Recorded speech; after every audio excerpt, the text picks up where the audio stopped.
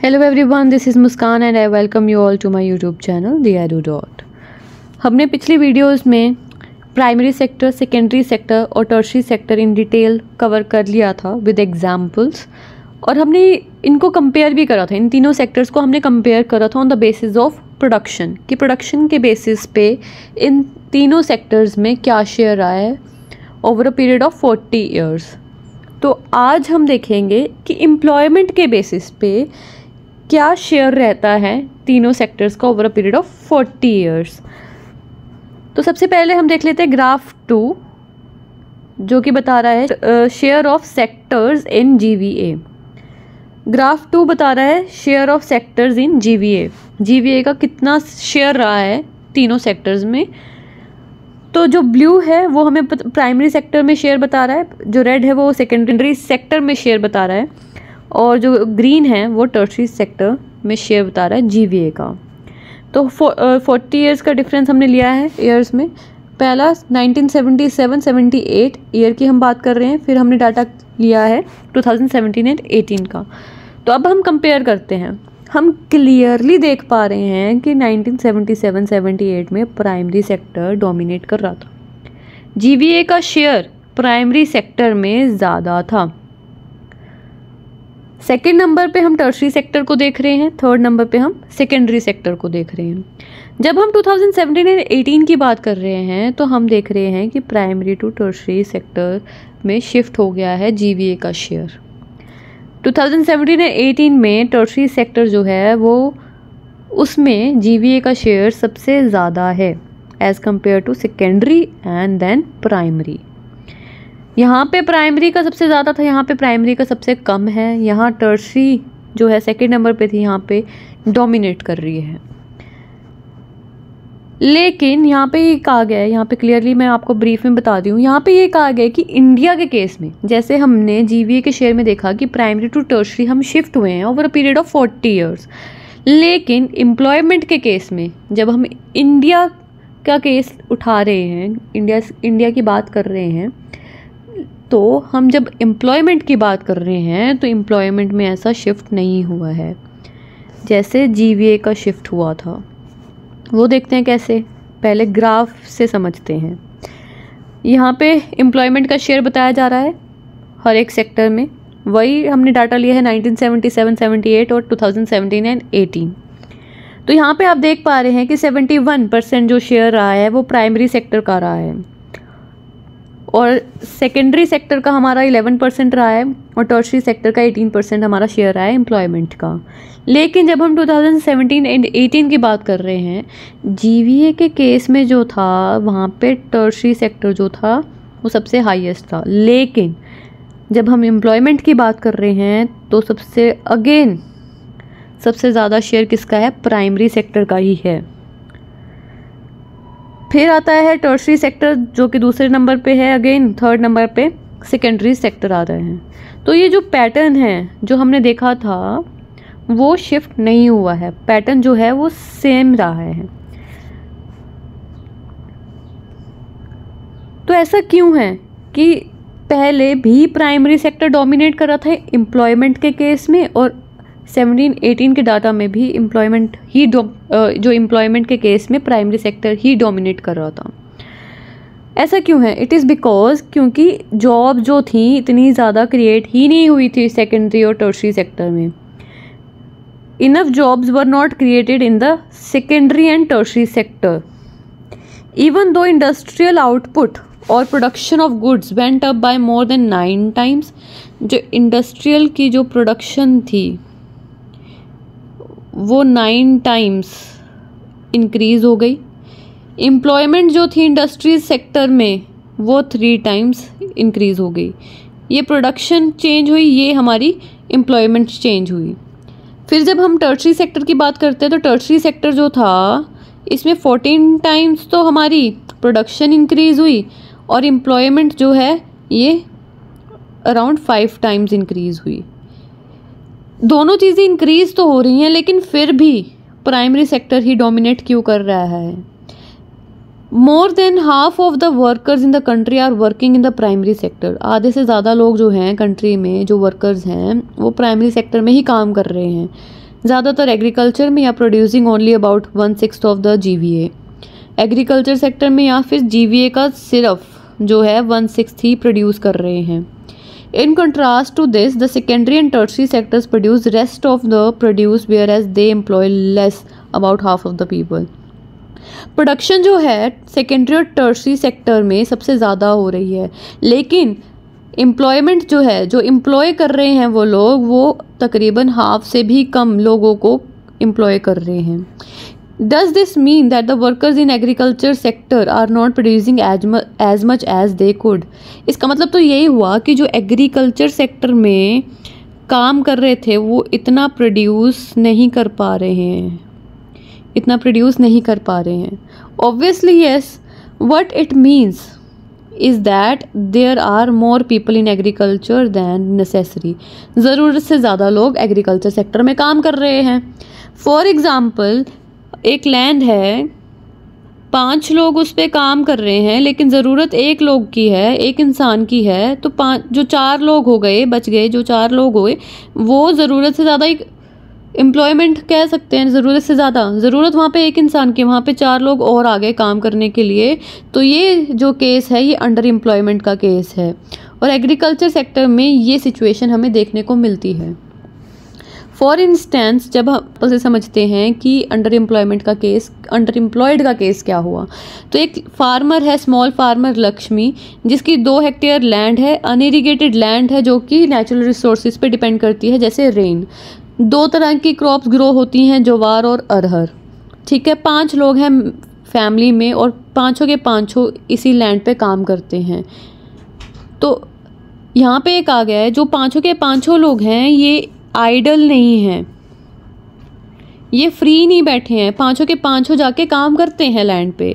जैसे कोई सुबह चला गया, कोई शाम को चला गया, कोई दोपहर को चला गया, या फिर कोई अपने हिसाब से। तो ये सारे के सारे जो 5 के 5 लोग हैं वो आइडल नहीं बैठे, वो सारे काम कर रहे हैं। You will see that everyone is working, none remains idle, but in actual fact their labour efforts get divided. अब यहाँ पे हमने देखा कि लेबर, जहाँ पे 1 इंसान पूरा काम कर सकता है, वहाँ पे 5 लोग उसी एक इंसान के काम को डिवाइड कर रहे हैं। तो यहाँ पे लेबर जो एफर्ट है वो डिवाइड हो गई। Each one is doing some work but no one is fully employed. हर इंसान काम कर रहा है लेकिन फुली कोई एम्प्लॉयड नहीं है। यही सिचुएशन है अंडर एम्प्लॉयमेंट की, जहाँ पे लोग are apparently working but all of them are made to work less than their potential. अब एक इंसान का पोटेंशियल है 8 घंटे काम करने का, ठीक है, वो एक लैंड पे काम करेगा, 8 घंटे काम कर सकता है। वही जब 4 लोग और आ जाते हैं तो एक इंसान का काम कितना रह गया।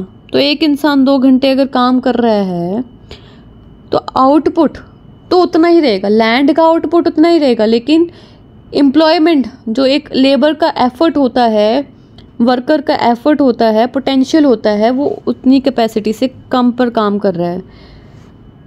तो people in this scenario, in this case, are working less than their potential. ठीक है, this kind of underemployment is hidden in contrast to someone who does not have a job and is clearly visible as unemployed। एक तो काम है employed, एक तो situation है जहाँ पे एम्प्लॉयड है, एक है अनएम्प्लॉयड। ठीक है, अनएम्प्लॉयमेंट के केस में हाँ कोई काम ही नहीं कर रहा तो हमें क्लियरली समझ में आता है कि हाँ ये इंसान जो है वो अनएम्प्लॉयड है। ठीक है, अब इसी लैंड के केस में वो 5 के 5 लोग काम कर रहे हैं, हम देखेंगे तो हम कहेंगे कि वाह 5 के 5 लोग एम्प्लॉयड हैं, 5 के 5 कमा रहे हैं कुछ ना कुछ। लेकिन अब इसकी जो प्रॉब्लम है ये हमें पता चली कि यहाँ पे जो पोटेंशियल से कम काम हो रहा है। तो ये एम्प्लॉयमेंट तो है, लेकिन यहाँ पे एक हिडन कंट्रास्ट है जो सबको दिखाई नहीं देता।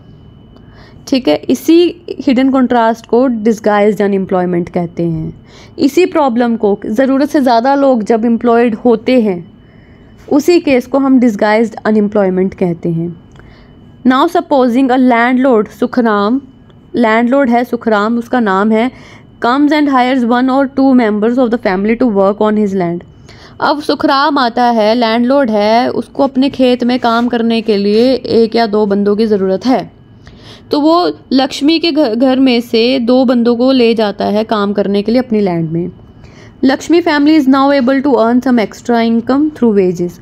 अब जो 2 लोग हैं, पहले तो इनकम फिक्स थी, लैंड से जितना आउटपुट होगा उतना ही होगा, उसमें चेंज नहीं होगा।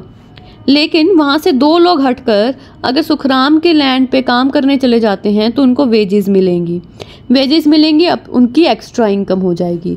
Since you do not need 5 people to look after that small plot, 5 लोगों की लक्ष्मी के लैंड पे ज़रूरत नहीं है। 2 people moving out does not affect the production on their farm. अब 2 लोग अगर हम निकाल देंगे वहाँ से तो लक्ष्मी के फार्म में, जो लक्ष्मी का प्लॉट है, एग्रीकल्चरल लैंड है, वहाँ पे तो कोई प्रोडक्शन पे इम्पैक्ट नहीं पड़ेगा। प्रोडक्शन जो लैंड ने उतनी देनी है, वहाँ पे 1 इंसान का काम करने की ज़रूरत है, वहाँ पे 1 इंसान एम्प्लॉयड ही काफ़ी है। तो अगर उन 5 में से अगर हम 2 को हिला देते हैं, शिफ्ट कर देते हैं उनका काम को, तो प्रोडक्शन, जो लक्ष्मी का जो प्रोडक्शन है लैंड का, वो तो इम्पैक्ट नहीं करेगा। In the above example 2 people में move to work in a factory. अब वहीं 5 में से अब 3 रह गए, अब 3 में से 2 इंसानों को हम फैक्ट्री में काम करने के लिए भेज देते हैं, फिर उनकी इनकम जो है वो भी बढ़ जाएगी। Once again the earnings of the family would increase and they would also continue to produce as much as from their land. अब लक्ष्मी अकेली उस जगह पे काम कर ले, उस लैंड पे काम कर ले, ठीक है। बाकी जो 4 मेंबर्स रह गए, उनमें से 2 सुखराम के लैंड पे काम करने चले जाएं, या फिर 2 जो हैं वो फैक्ट्री में काम करने चले जाएं, तो जो इनकम है उनकी फैमिली की इनकम वो इंक्रीज हो जाएगी। There are lakhs of farmers like Lakshmi in India. इस तरीके के फार्मर्स बहुत ज़्यादा हैं इंडिया में। इसका मतलब है कि that even if we remove a lot of people from agriculture sector and provide them with proper work elsewhere, agricultural production will not suffer. इसी सिचुएशन में अगर हम लोगों को कहीं दूसरी जगह, दूसरे सेक्टर्स में, या सेकेंडरी सेक्टर में या टर्शरी सेक्टर में अगर उनको काम लगवा देते हैं, उनको जॉब दे देते हैं, तो जो प्रोडक्शन है एग्रीकल्चर की उस पर कोई फ़र्क नहीं पड़ेगा। The income of the people who take up other work would increase the total family income. अब जो लोग शिफ्ट करेंगे सेकेंडरी या टर्शरी सेक्टर की एक्टिविटीज़ में, या कुछ और जॉब लेंगे, कहीं और काम करेंगे, तो देखो एग्रीकल्चर प्रोडक्शन पे तो इम्पैक्ट नहीं पड़ेगा, लेकिन उनकी जो टोटल फैमिली की इनकम है वो बढ़ जाएगी। This under employment can also happen in other sectors. अब अंडर एम्प्लॉयमेंट का केस सिर्फ एग्रीकल्चर सेक्टर पे डिपेंडेंट नहीं है, सिर्फ एग्रीकल्चर बेस्ड अंडर एम्प्लॉयमेंट नहीं है, ये दूसरे सेक्टर्स में भी हो सकता है। प्राइमरी सेक्टर ही सिर्फ कॉज नहीं है अंडर एम्प्लॉयमेंट का, दूसरे सेक्टर्स में भी अंडर एम्प्लॉयमेंट हो सकती है। जैसे there are thousands of casual workers in the service sector in urban areas who search for daily employment. जो डेली वेज अर्नर्स होते हैं ना, जैसे फैक्ट्रीज़ में जो काम करते हैं या कुछ ऐसे सर्विसेज में काम करते हैं सर्विस सेक्टर में, वो डेली एम्प्लॉयमेंट बेस्ड होते हैं ना, दिहाड़ी पे कह देते हैं हम, है ना। They are employed as painters, plumbers, repair persons and other doing odd jobs. कुछ प्लम्बर्स के काम करते हैं, कुछ पेंटर का काम करते हैं, कुछ रिपेयर का काम करते हैं, या इस तरीके से और भी जॉब्स करते हैं। Many of them don't find work every day. अब दिक्कत ये होती है कि कुछ लोगों को, ऐसे लोगों को जो ये वर्कर्स हैं, इनको हर रोज़ काम नहीं मिलता, ये डेली बेसिस पे अर्न करते हैं। अगर आज इनको काम मिल गया, प्लम्बर का आज काम मिल गया इनको, तो आज वो अर्न कर लेंगे। लेकिन अगर कल काम नहीं मिला, कल किसी ने भी उनको कहा नहीं कि प्लम्बर की हमें ज़रूरत है, प्लम्बर को काम नहीं मिला, तो वो तो उसको तो अर्निंग ही नहीं हुई। वैसे डेली वेज अर्नर्स होते हैं जो दिहाड़ी पे काम करते हैं, सर्विसेज प्रोवाइड करते हैं, तो उनका भी तो यही सीन है। Similarly we see other people of the service sector on the street pushing a cart or selling something where they may spend a whole day but even earn very little. अब जो रेडियाँ लगाते हैं ना, रेडियाँ vendors होते हैं, street vendors, कोई ठेला लगाते हैं, तो कुछ जो लोग हैं उनकी भी अर्निंग्स रोज़ नहीं होती। आज अगर मन कर गया किसी को कुछ ख़रीदने का, तो आज वो ख़रीद लेंगे उनके ठेले से जाके, लेकिन कल अगर किसी को ज़रूरत ना हुई तो वो उनकी फिक्स्ड इनकम तो नहीं है कि डेली का वो कुछ ना कुछ अर्निंग करेंगे। तो फिर वो क्या करते हैं, वो ज़रूरत से कम मन करते हैं। They are doing this work because they do not have better opportunities. वो ये काम इसलिए कर रहे हैं क्योंकि उनके पास कोई बेटर अपॉर्चुनिटीज़ नहीं मिली हैं, बेटर रिसोर्सेज नहीं अवेलेबल हैं उनके पास। How to create more employment. अब एम्प्लॉयमेंट ज़्यादा कैसे क्रिएट करें, अब क्वेश्चन ये आता है कि एम्प्लॉयमेंट कैसे क्रिएट करें। सो फॉर दिस आप कमेंट करके बताएं कि आपके दिमाग में क्या केसेस आ रहे हैं कि हम एम्प्लॉयमेंट कैसे क्रिएट कर सकते हैं। आप मुझे कमेंट पे बताएं, और ये जो टॉपिक है ये हम नेक्स्ट वीडियो में कवर अप करेंगे। आई होप आज जो हमने समझा एम्प्लॉयमेंट का बेसिस पे हमें तीनों सेक्टर्स को कंपेयर करा है, फिर हमने अंडर एम्प्लॉयमेंट का केस समझा, डिसगाइज्ड अनएम्प्लॉयमेंट समझी, इंडिया का सिनेरियो समझा, प्रॉब्लम कहाँ है वो देखा, ज़रूरत क्या है वो देखी। आई होप आपको ये सब समझ में आ गया होगा। अगर समझ में आया है तो do like, do share and do subscribe YouTube channel. Thank you.